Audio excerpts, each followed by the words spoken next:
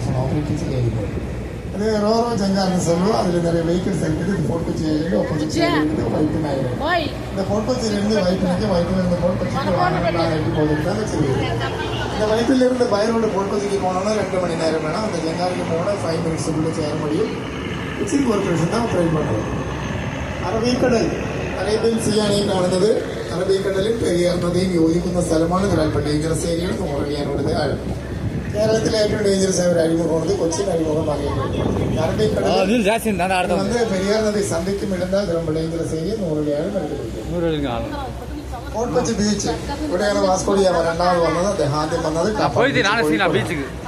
Fort Kochi beach தான் இங்க தான் Vasco da Gama second time വന്നിരിക്കുന്നത്. ഫസ്റ്റ്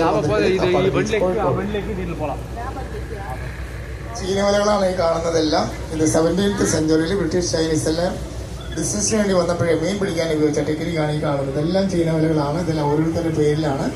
വർഷം കൊച്ചിൻ പോർട്ടിനെ കൊച്ചിൻ കോർപ്പറേഷന് ടാക്സ് അടിച്ചുകൊണ്ടിരിക്കുകയാണ്. ഇതിന്റെ இதுக்கு பேர் சீனவலை கம்பவலான்னு சொல்லுவோம்.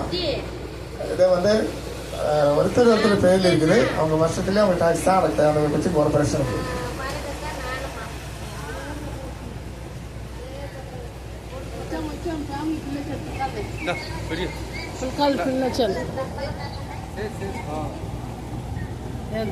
ബ്രണ്ടൻ സാഹിബ് നിർമ്മിച്ച ഹോട്ടലാണ്.